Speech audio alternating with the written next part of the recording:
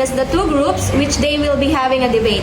The topic that they're going to have and give claims and points is football in the right side, and the left side is the soccer. Okay, according to the rules of sport.com, the majority of people in the world call what Americans know as soccer as football. To understand why the Americans call the sport soccer while the rest of the world calls it football, it is important to understand the origin of both terms. Okay, first the football. The name football is shortened version of the official name of the game, Association Football. Association Football was term coined in 1863 when the Football Association codified the rules of the game. Soccer, the word soccer is believed to be derived from the term Association Football, with rugby football so often being shortened to rugger. A similar thing occurred with Association Football. In his paper, It's Football, Not Soccer, Stefan Szymanski of the University of Michigan states, since 1980, the usage of the word soccer has declined in British publication, and where it is used, it usually refers to an American context. This decline seems to be a reaction against the increased usage of the US, which seems to be associated with the high point of NASL or North American Soccer League around 1980. According to en.as.com, several games involving a ball, whether it be hitting, kicking, throwing, and etc., were often referred to as different forms of football. Back in 1800s, soccer, as we know it today, became an official sport in 1863 only, when several English schools and clubs got together and formed the Football Association to establish a standard set of rules. That's all.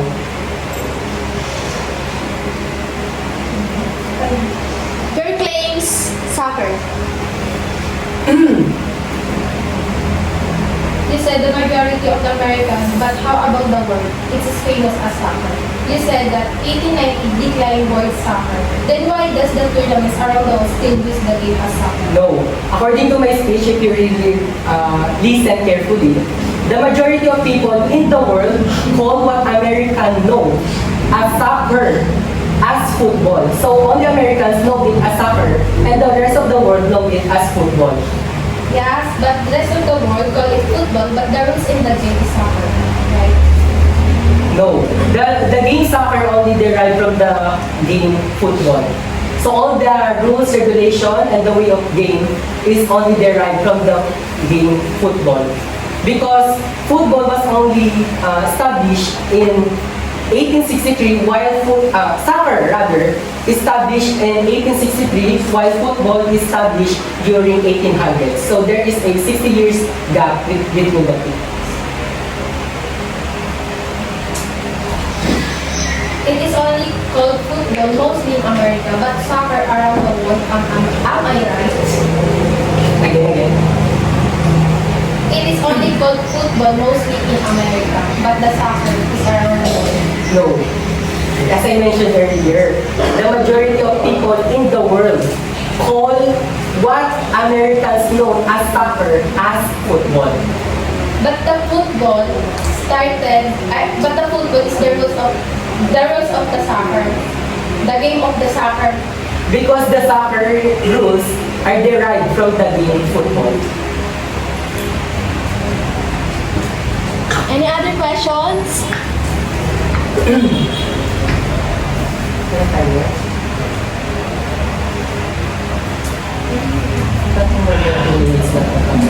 Okay, time's up. Your claims, soccer. 2 minutes na ba yung tanong? Mahaba. Oo nga ba? 2 minutes na. Kasi Ito nga. Magaling mo na dito. You may start, soccer.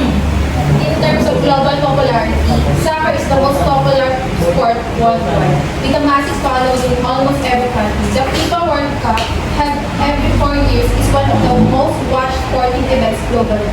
This popularity brings people from different cultures and backgrounds together, fostering a sense of unity and common interest. In global competitions, soccer offers various prestigious tournaments such as UEFA, Champions League, Cup America, and Africa Cup of Nations, showcasing the talents of top players and national teams in these competitions. That's all.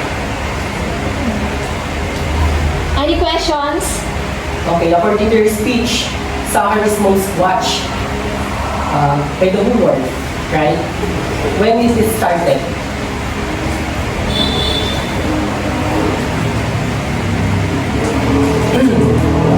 Because do you know that football is started with our ancestors, while soccer was only played recently.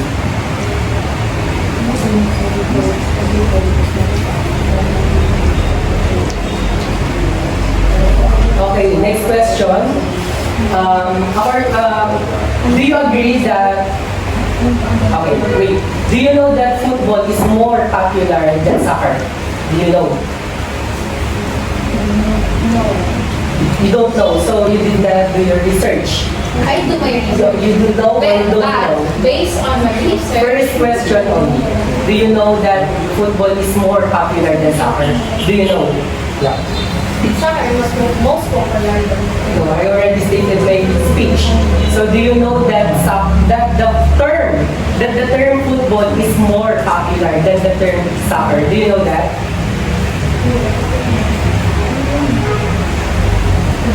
Do you know? today. No, hindi tayo pwede mag-state ng speech o answering my question. Do you know that that football is more popular than the term soccer? You only have The 35. term soccer is Yes, you do know that football What is do more... you know? Or Do you know only? Do you know that football is more popular than soccer? Do you know? Yes or no? no? You don't know, so you did not do your research. I do my research. Well, hindi mo nasama sa research that football term is more popular than the soccer term. Because soccer is just derived from the word football. So you do know now that football is more popular than soccer. We now know. Time's up. We are going to the next claims. You may start football. American football can look overly complex. However, the fundamentals of the game are very easy to understand and follow. Here is the guide to the basic rules of the game, including the flow of play and the method of scoring. According to the realbus.com, the game normal plays consists of two teams of 11 players on field, one on offense and the other on defense, competing during 15 minutes quarters. There are usually 3 times out per half for each team, with a 12 minutes half-time interval. The purpose of the game is to move the ball into the opposition end zone, either by running with the ball until tackle or by passing the ball. Passing the ball to a teammate downfield towards the end zone. Although there are only 11 players from each side on the field, at any one time, a team is actually made up of 45 players. The key player on each side is the quarterback who attempts to dictate play. The downs are the part of the game which often needlessly confuses newcomers. They are actually fairly straightforward. In the nutshell, the rule is as follows. The team in possessions of the ball or offense needs to move the ball forward by at least 10 yards while they are on offense. In the offensive team fails to move these 10 yards within 4 downs, possession is then given up and the defensive side gets their turn to play offense. Team will usually kick for a field goal or downfield to the defending team on the 4th down to try and salvage some points before. Based on the scoring in American football, the ultimate aim in American football is similar to pretty much every other sport out there, to score more points than the opposition. Scoring is worked out in the game as well. According to the realbus.com again, the touchdown is 6 points. Time's up. Your question, soccer. You define the flow of the game, but what are your main points?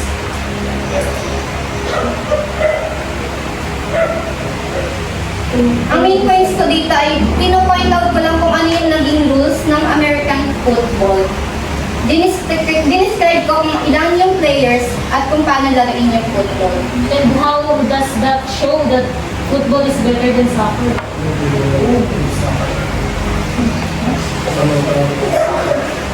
Kasi So, di we're ba, talking about the game rules.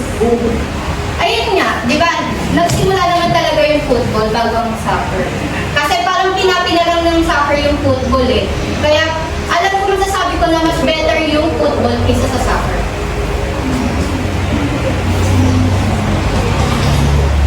But the football is the same as soccer, right? But the flow of the game is still the same. So how does We base our research in American football.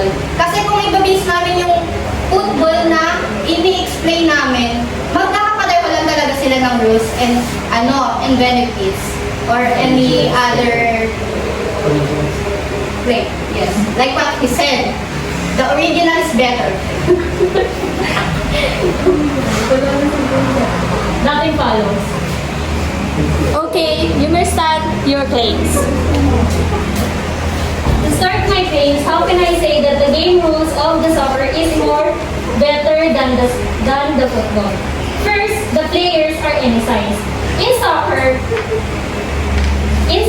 we don't have any specific size of the player, whether you are tall or not, whether you are fat or not. You are allowed to play the game soccer. While in football, you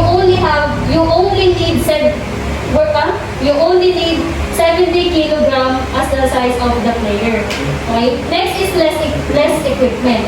In football, you wear a lot of equipment to be able to play the game. But in soccer, you need less equipment. Okay? If you ever watch the game soccer, you can see that they have lesser equipments with their body to play the game because it is an easy game than football. Next is less time means worth every seconds of the game. The game soccer is played for 45 minutes while the game football is played for 60 minutes. That means that when you are playing, every seconds of the game is worth it. It makes the game more exciting. Okay? Next is cheap to get involved. When you are playing soccer, you don't have to look for a big field. But you can play the soccer just outside your house, like in the garden, because it is an easy game to play. Next, and my last point is less intense injuries. We know that soccer is an easy game, just like I said, but the football is an intense physical aggression, which means they are very prone to any kind of injuries, mostly when they are in the field. While the soccer, Time's up. Any questions from football?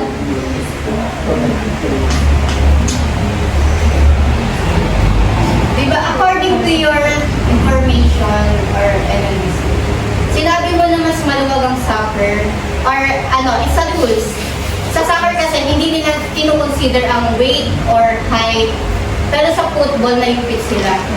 Paano mo nasabing better yung soccer sa football sa ganung paraan? kasi kaya ko nasabing much better yun kasi ibig sabihin, kayang maglaro ng kahit sino ng soccer. While hindi lahat ng tao kayang makapaglaro ng football. Eh di ba syempre sa football, naghahanap sila ng tamang fit sa player. Kaya nga mas better yung football kasi naghahanap sila ng tamang taong na maglalaro sa football. Pero paano mo masasabi na lahat mag-e-enjoy sa game na football kung may mga taong hindi kayang makapaglaro? Lahat din ba maglalaro sa soccer kung masasabi na kahit hindi sila fit, pwede silang pumasok? No, hindi naman sinasabi na hindi sila fit. Ang ibig sabihin lang sa soccer, hindi sila nag-require ng kahit anong weight and height limit. Ibig sabihin, babae ka man o lalaki ka man, makakapaglaro ka ng soccer. While sa football, hindi ka makakapaglaro kapag ka babae ka. So, masasabi mo pa rin na mas better talaga yung soccer sa football? Yes. That's why we are here. Okay, no follow-up. Next.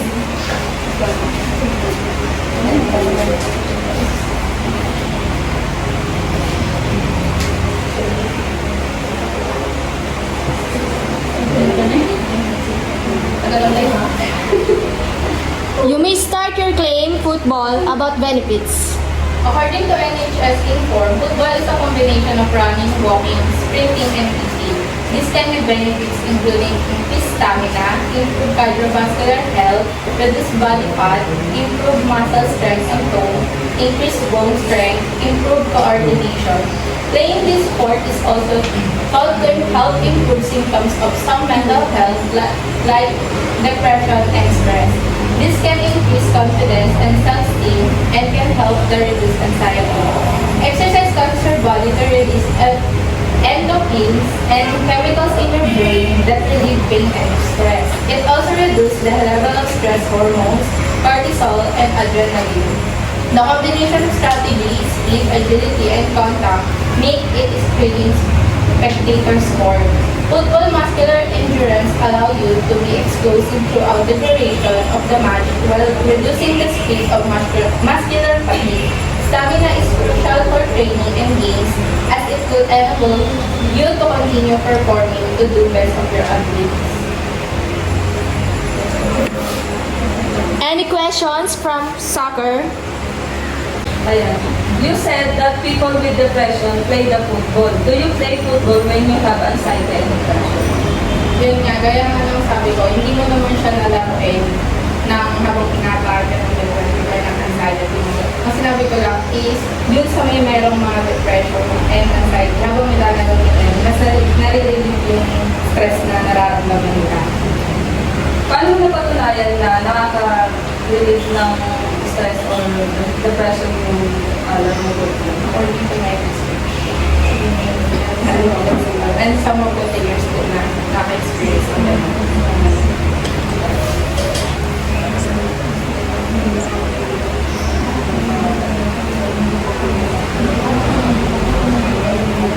Debaters, can you please louder your voice?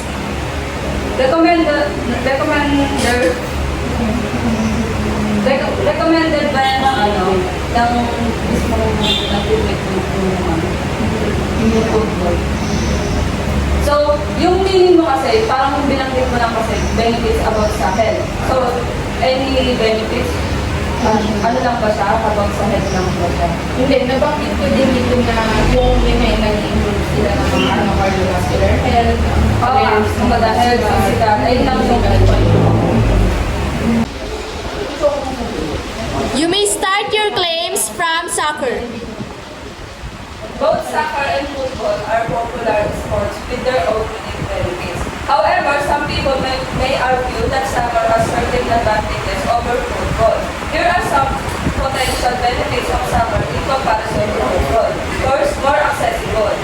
Soccer is a more widely played sport around the world and can be played with minimal equipment, making it more accessible to people of all ages and backgrounds. Number two, lower risk of injury. While injuries can occur in any sport, studies have shown that soccer has a lower incidence of serious injuries compared to football, which involves frequent high-impact collisions. Number three, improves cardiovascular health. Soccer involves constant movement, including running, jogging, and sprinting, which can help improve heart health and build endurance. Four, boost coordination. Soccer requires players to use their feet to control the ball and make quick, precise movements, which can enhance coordination and agility. Five, promotes teamwork.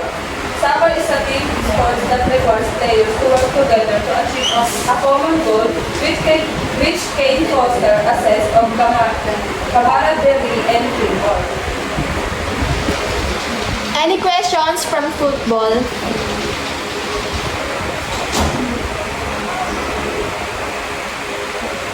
Can you give some situation na masasabi mo na less injuries ang soccer?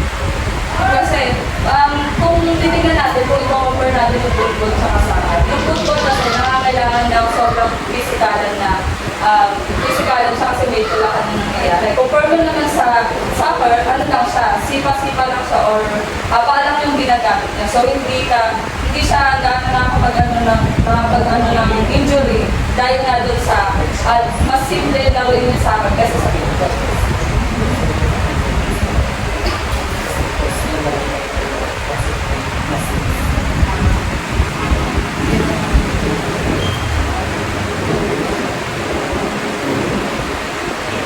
Opinion ng mentor.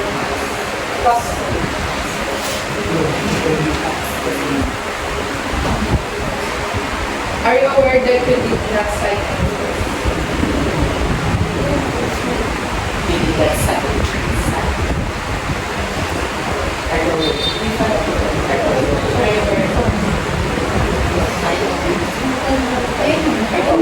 Are you aware?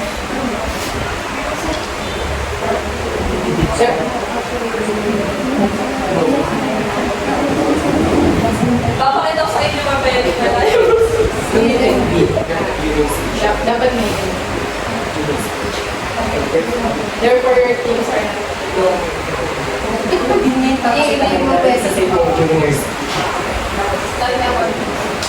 That is aside mo siya ngayon. Therefore your teams are more on opinion than facts.